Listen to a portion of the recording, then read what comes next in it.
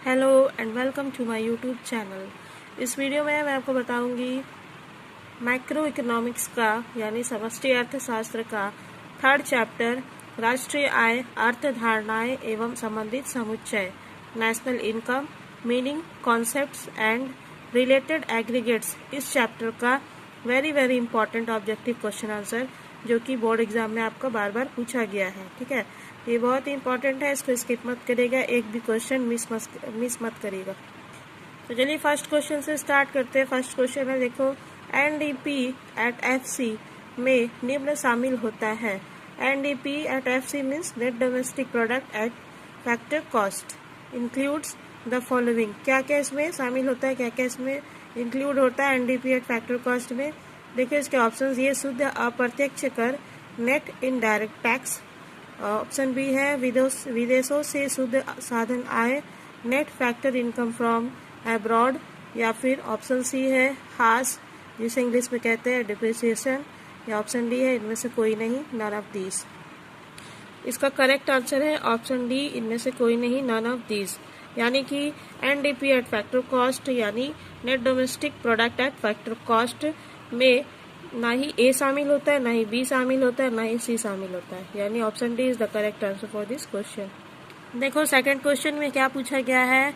GDP MP सूचित करता है कि GDP MP signifies that gross domestic product at market price. बाजार कीमत पर सकल घरेलू उत्पाद सूचित करता है कि, क्या सूचित करता है, क्या सिग्निफाई करता है GDP at market price? Options देखिए उसके, यह अप्रत्यक्ष कर को शामिल करता है, इट इंक्लूड्स इनडायरेक्ट टैक्सेस। या फिर यह आर्थिक सहायता को शामिल करता है, इट इंक्लूड्स सब्सिडी। ठीक है, या फिर यह विदेशों से शुद्ध साधन आय को शामिल करता है, it includes net factor income from abroad. या फिर यह हास को छोड़ देता है, इट एक्सक्लूड्स डिप्रिसिएशन। इसका करेक्ट आंसर होगा ऑप्शन ए, यह अप्रत्यक्ष कर को शामिल करता है। जीडीपी एट मार्केट प्राइस जो होता है वो अप्रत्यक्ष कर को शामिल करता है, इट इंक्लूड्स इनडायरेक्ट टैक्सेस।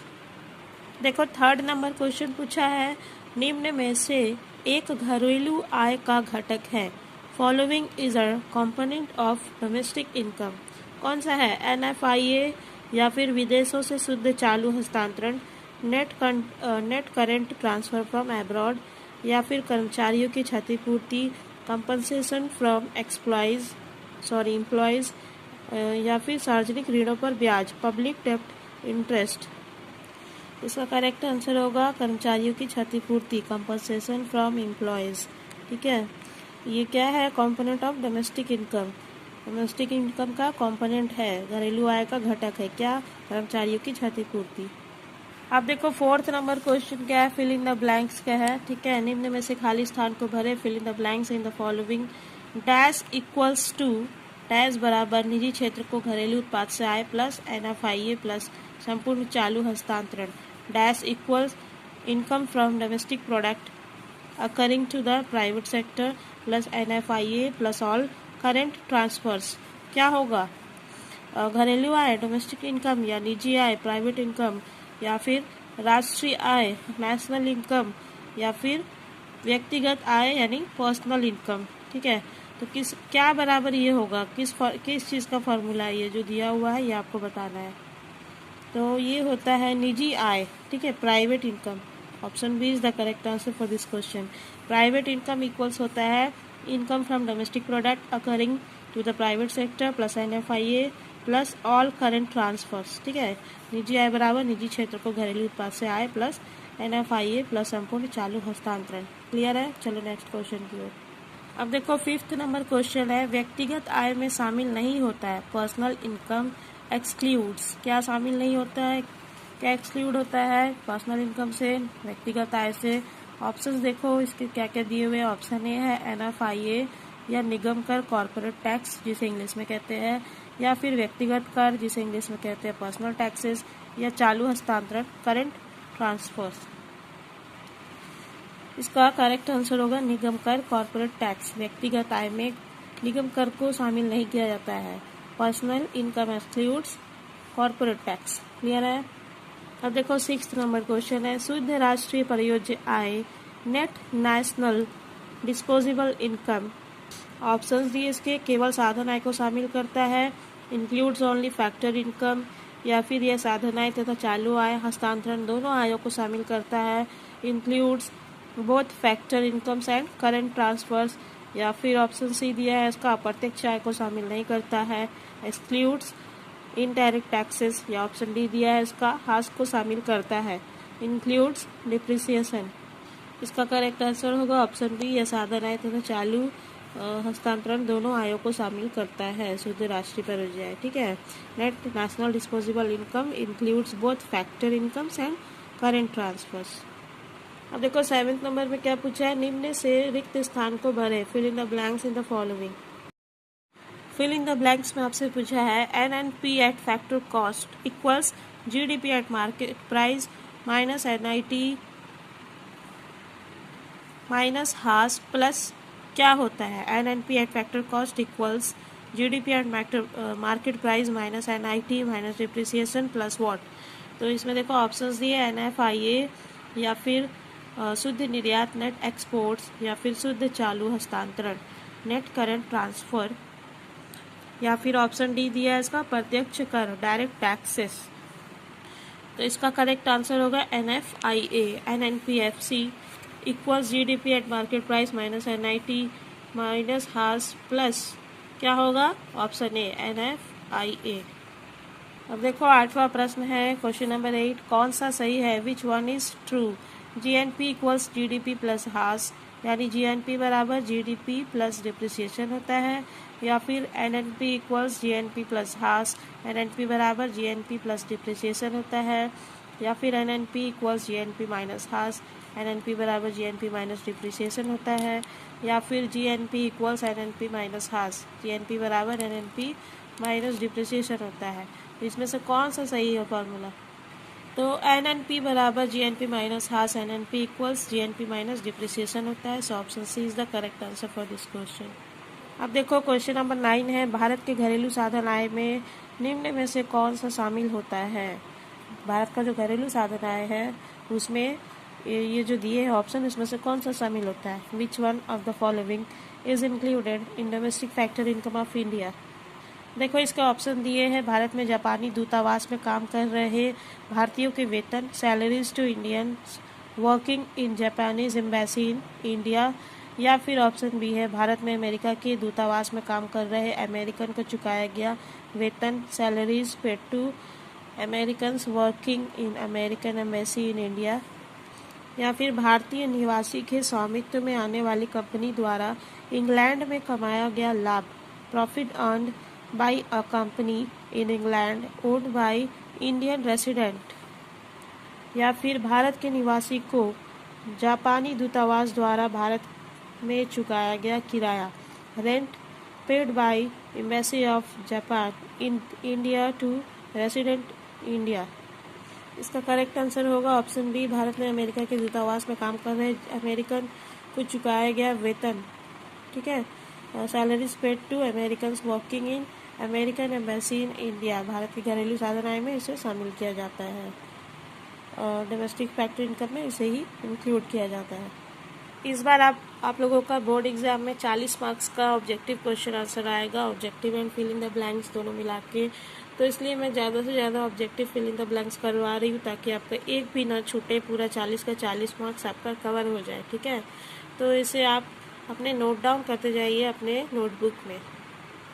अब देखो 10वां प्रश्न है, एक देश के घरेलू सीमा के अंतर्गत एक लेखा वर्ष में उत्पादित अंतिम वस्तुओं एवं सेवाओं के बाजार मूल्य के योग को जाना जाता है, क्या नाम से जाना जाता है। The market value of all the final goods and services produced within the domestic territory of a country during a period of 1 year is known as, क्या नाम से जाना जाता है। ऑप्शंस देखो, GDP at market price, NDP at market price, GDP at factor cost, या फिर NNP at factor cost. तो इसका करेक्ट आंसर होगा GDP एट मार्केट प्राइस। ठीक है, gross domestic product at market price. एक देश के घरेलू सीमा के अंतर्गत एक लेखा वर्ष में उत्पादित अंतिम वस्तु एवं सेवाओं के बाजार मूल्य को जीडीपी एट मार्केट प्राइस के नाम से जाना जाता है। क्वेश्चन नंबर 11 है, एक देश के सामान्य निवासियों के द्वारा अर्जित साधन लाभ को जाना जाता है। Factor incomes of the normal residence of a country is known as, देखो factor income of the normal resident of a country is known as GDP at factor cost या जीएनपी एट फैक्टर कॉस्ट या फिर NDP at factor cost या फिर NNP at factor cost. इसका correct answer होगा NNP at factor cost. ठीक है, एक देश के निवासियों के द्वारा अर्जित साधन लाभ को जाना जाता है एनएनपी एट फैक्टर कॉस्ट से। ठीक है, factor incomes of the normal residence of a country is known as NNP at factor cost. अब देखो क्वेश्चन नंबर 12 पूछा है, 12वां प्रश्न है, गृहस्थों को सभी साधनों से प्राप्त कुल आय जाना जाता है। Total incomes of households from all sources is known as व्यक्तिगत आय, पर्सनल इनकम या निजी आय, प्राइवेट इनकम या व्यक्तिगत प्रयोज्य आय, पर्सनल डिस्पोजेबल इनकम या फिर निजी क्षेत्र की आय, प्राइवेट सेक्टर इनकम। इसका करेक्ट आंसर होगा व्यक्तिगत आय, पर्सनल इनकम। गृहस्थ को सभी साधनों से प्राप्त कुल आय को व्यक्तिगत आय के नाम से जाना जाता है। Total incomes of household from all sources is known as personal income. So option A is the correct answer for this question. मेरे को ना सर्दी हो गया, आप लोग को पता नहीं मेरा आवाज़ सही से समझ में आएगा कि नहीं तो फिर से वीडियो बनाना पड़ेगा ठीक होने पे। और आप लोग बार बार कमेंट करते हो कि इकोनॉमिक्स का वीडियो चाहिए, इसलिए मैं कर रही हूँ इसी में। अब देखो 30 नंबर क्वेश्चन है, 13 number, NDP at factor cost में शामिल नहीं होता है। NDP at factor cost does not includes, क्या इंक्लूड नहीं होता, क्या शामिल नहीं होता है एनडीपी एट फैक्टर कॉस्ट में। ऑप्शंस दिए इसके NFIA net factor income from abroad या फिर शुद्ध अप्रत्यक्ष कर नेट इनडायरेक्ट टैक्सेस या फिर हार्स डिप्रिसिएशन या इनमें सभी, all of these. NDP at factor cost में क्या पूछा है, इसमें शामिल नहीं होता है। ठीक है, क्या शामिल नहीं होता है एनडीपी एट फैक्टर कॉस्ट में। एनएफआईए भी शामिल नहीं होता, ना ही शुद्ध अप्रत्यक्ष कर नेट इनडायरेक्ट टैक्सेस शामिल होता है और ना ही डिप्रिसिएशन यानी हार्स शामिल होता है, यानी कि इनमें से कोई भी इसमें शामिल नहीं होता। सो इनमें सभी जो है शामिल नहीं होता। So option D is the correct answer for this question. अब देखो 14 नंबर क्वेश्चन पूछा है, GNP at market price equals what. GNP at market price का फॉर्मूला क्या है। ऑप्शंस देखो इसके क्या क्या दिए हुए हैं। GDP at market price minus हार्स, यानी GNP at market price equals GDP at market price minus depreciation होता है, या फिर GDP at market price plus NFI होता है, net factor income from abroad, NFI का फुल फॉर्म है। ठीक है, या फिर GDP at market price equal GNP plus आर्थिक सहायता होता है, जीएनपी प्लस सब्सिडी होता है, या फिर उपयुक्त तो कोई नहीं, नन होता है अबव। इसका करेक्ट आंसर होगा ऑप्शन बी। ठीक है, क्योंकि GNP at market price equals होता है GDP at market price plus NFIA means net factor income from abroad. Clear है। 15 नंबर क्वेश्चन है। उससे पहले मैं ये बोल दूं कि अगर आप लोग को मेरा आवाज़ समझ में नहीं आ रहा है तो आप लोग कमेंट कर देना, क्योंकि जब तक मेरा थोड़ा मतलब ये जो काम ठीक नहीं हो जाता तब तक मैं फिर वीडियो नहीं बनाऊंगी। ठीक है, फिर क्या फ़ायदा मैं इतना वीडियो बनाऊँ आप लोग को समझ में नहीं आए तो।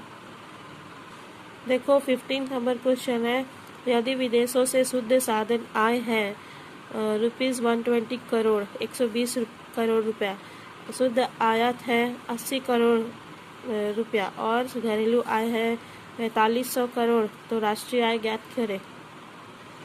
इफ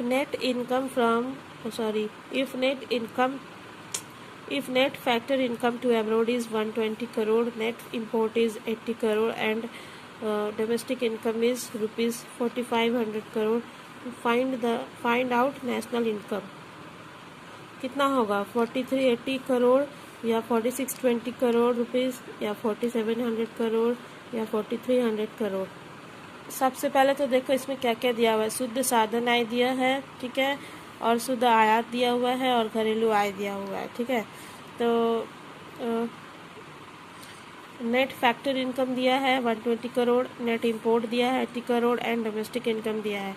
तो आप लोग को मालूम होना चाहिए कि नेशनल इनकम का कैलकुलेशन में क्या क्या हम लोग ऐड कर सकते हैं। ठीक है, तो हम लोग नेशनल इनकम में क्या क्या हम लोग ये कर सकते हैं, शुद्ध साधन आय को जोड़ सकते हैं और घरेलू आय को जोड़ सकते हैं। ठीक है, आयात को नहीं जोड़ा जाता है।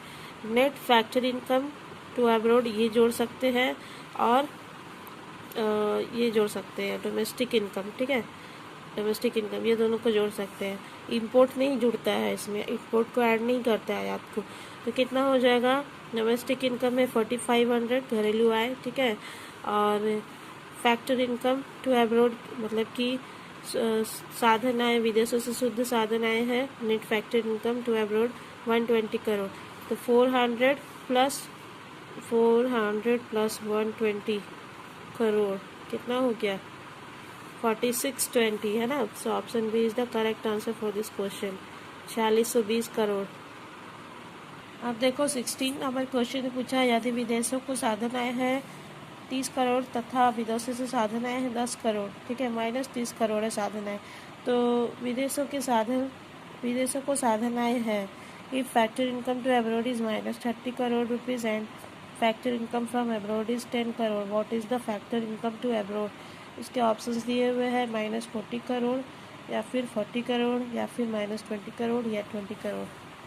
तो देखो क्या क्या यहाँ पे माइनस 30 प्लस 10 कर दिए तो आ गया हम लोग का माइनस 20 करोड़। ठीक है, क्योंकि 30 इज़ द लार्जर नंबर, बड़ा नंबर है, उसका साइन देंगे। So option C is the correct answer for this question, minus 20 crore.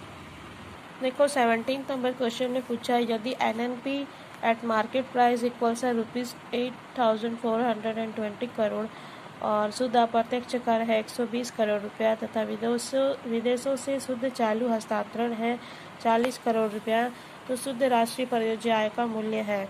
If NNP eight market price equals 8420 crore rupees, net indirect taxes है 120 करोड़ रुपीज़ और net current transfers to abroad है 40 करोड़। तो net national disposable income क्या होगा, तो net national disposable NND income है ना, क्या होगा NND इनकम इक्वल्स होता है NNP eight market price plus NIT minus NCT। ठीक है, यानी कि NNP एट मार्केट प्राइस और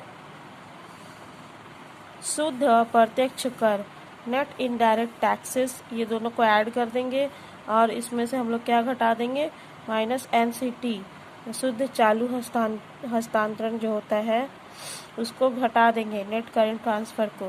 ठीक है, तो NNP एट मार्केट प्राइस कितना दिया हुआ है 8,420 प्लस क्या जोड़ना है इसमें NIT।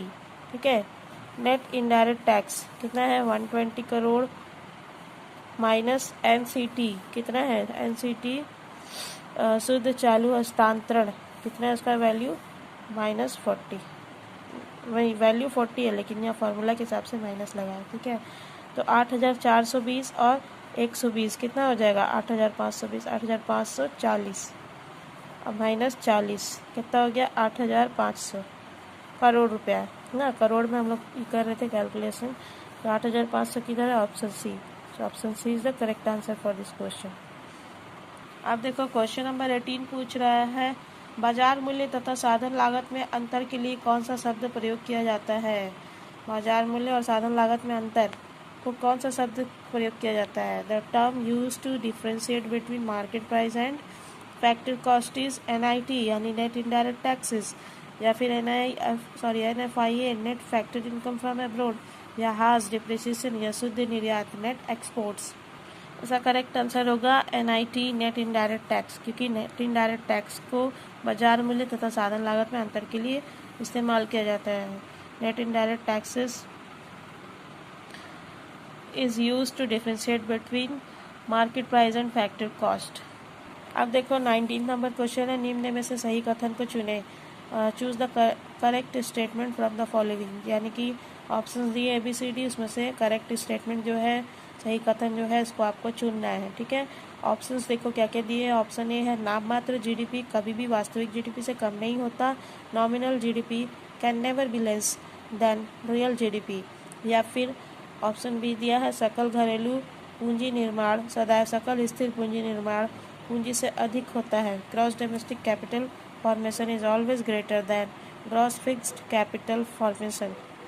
या फिर एक देश की घरेलू आय इसके राष्ट्रीय आय से बड़ा होता है। Domestic income of a country can be greater than it's national income. या ऑप्शन डी दिया है यदि विदेशों से शुद्ध साधन आय धनात्मक हो तो NNP at factor cost NDP at factor cost से कम होगा। NNP at factor cost will be less than NDP at factor cost if net factor income abroad is positive। तो अभी मैंने जितने भी 4 आपको ऑप्शंस बताए ABCD उसमें से कौन सा सही है वो आपको बताना है। तो सही तो ऑप्शन सी ही लग रहा है क्योंकि एक देश की घरेलू आय इसके राष्ट्रीय आय से बड़ा होता है। ठीक है, domestic income of a country can be greater than it's national income. अब देखो 20 नंबर क्वेश्चन क्या पूछा है। 20वां प्रश्न है एक देश की घरेलू सीमा में उत्पादित सभी अंतिम वस्तुओं एवं सेवाओं का बाजार मूल्य को जाना जाता है। The market price of all final goods and services produced in the domestic territory of a country in a year is known as, क्या नाम से जाना जाता है? जीडीपी एट मार्केट प्राइस या जीडीपी एट फैक्टर कॉस्ट या NNP at factor cost या none of these above.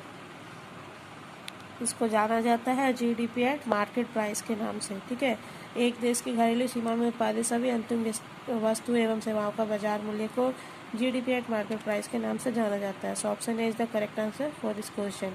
The market price of all final goods and services produced in the domestic territory of a country in a year is known as GDP at market price, gross domestic product at market price। अब देखो question number 21 पूछा है NNP eight market price equals क्या होता है। ठीक है, इसको ऑप्शंस दिए हैं GNP at market price minus depreciation यानी हास, या फिर GNP at market price plus depreciation यानी हास। डिप्रिसिएशन का हिंदी में बोलते हैं हास। ठीक है, डिप्रिसिएशन को। या फिर GNP at market price plus indirect tax यानी अप्रत्यक्ष कर, या फिर उपयुक्त में कोई नहीं, नन ऑफ द अबव। तो एनएनपी एट मार्केट प्राइस क्या होता है? GNP at market price minus depreciation यानी हास। सो option A is the correct answer for this question. अब देखो 22 नंबर क्वेश्चन क्या पूछा है। निम्न में से कौन सा समुच्चय राष्ट्रीय आय को प्रस्तुत करता है? Out of the following which aggregate represents national income. इसका ऑप्शन देखो क्या क्या दिए हैं। एनएनपी एट मार्केट प्राइस या फिर जीएनपी एट फैक्टर कॉस्ट या एनएनपी एट फैक्टर कॉस्ट या फिर जीएनपी एट मार्केट प्राइस। समुच्चय राष्ट्रीय आय को प्रस्तुत करता है NNP at factor cost. NNP factor cost जो है वो राष्ट्रीय आय को प्रस्तुत करता है। ठीक है, NNP at factor cost represents national income. Clear है। अब देखो 23 नंबर क्वेश्चन क्या पूछा है। 23वां प्रश्न है किस प्रकार की अर्थव्यवस्था में घरेलू आय राष्ट्रीय आय के समान होती है? In which type of economy domestic income is equal to national income. इसके ऑप्शंस दिए खुली अर्थव्यवस्था ओपन इकोनॉमी या बंद अर्थव्यवस्था क्लोज्ड इकोनॉमी या दोनों ए तथा B both A and B, या फिर ना ए और ना ही B, neither A nor B. इसका करेक्ट आंसर होगा बंद अर्थव्यवस्था क्लोज्ड इकोनॉमी। इसी में बंद अर्थव्यवस्था में घरेलू आय राष्ट्रीय आय के समान होती है, बराबर होती है। In closed economy domestic income is equal to national income. ठीक है, अब देखो 24 नंबर क्वेश्चन पूछा है घरेलू साधन आय का अन्य नाम है। Domestic factor incomes another name. घरेलू साधन आय का दूसरा नाम क्या है? Another name of domestic factor income. NDP at factor cost, NNP eight market price या जीडीपी एट फैक्टर कॉस्ट या एनएनपी एट फैक्टर कॉस्ट। इसका करेक्ट आंसर होगा एनडीपी एट फैक्टर कॉस्ट, क्योंकि घरेलू साधन आय का अन्य नाम है NDP at factor cost. So option A is the correct answer for this question. Domestic factor incomes another name is NDP at factor cost. 25 number question देखो क्या पूछा है। निजी आय में शामिल होता है प्राइवेट इनकम इंक्लूड्स, क्या शामिल होता है? देखो ऑप्शंस दिए इसके हस्तांतरण आय यानी ट्रांसफर इनकम, या साधन आय यानी फैक्टर इनकम, या ए तथा बी दोनों बोथ ए एंड बी, या ना ही ए तथा ना ही बी यानी नाइदर ए नॉर बी। देखो निजी आय में शामिल होता है, क्या शामिल होता है, हस्तांतरण आय भी शामिल होता है यानी ट्रांसफर इनकम, और साधन आय भी शामिल होता है यानी फैक्टर इनकम भी इसमें शामिल होता है, इंक्लूडेड होता है। So option C is the correct answer for this question, A तथा बी दोनों। ठीक है, private income includes transfer income and factor income both. अब देखो 26 नंबर क्वेश्चन पूछा है, 26 नंबर इस चैप्टर का लास्ट क्वेश्चन है। राष्ट्रीय उत्पाद एक देश के सामान्य निवासियों द्वारा एक वर्ष में उत्पादित अंतिम वस्तुओं और सेवाओं के बाजार मूल्य का जोड़ है, ऐसा किसने कहा था। The national product is the sum of the market value of the final goods and services produced in a year by the common inhabitants of a country. Who said so, ऐसा किसने कहा था। पीटरसन ने, या कुटनेट्स ने, या JS. Ben ने, या इनमें से सभी। तो इसका करेक्ट आंसर होगा पीटरसन ने। Option A is the correct answer for this question. तो गाइज अगर आपको ये वीडियो पसंद आया तो प्लीज़ इसे लाइक ज़रूर करिएगा, इसे अपने स्टडी ग्रुप एंड क्लासमेट से शेयर कर दीजिएगा, और आपको मेरा आवाज़ समझ में आया कि नहीं आया ये भी कमेंट करके बताइएगा। ठीक है, समझ में आया कि नहीं। Thank you viewers for watching this video.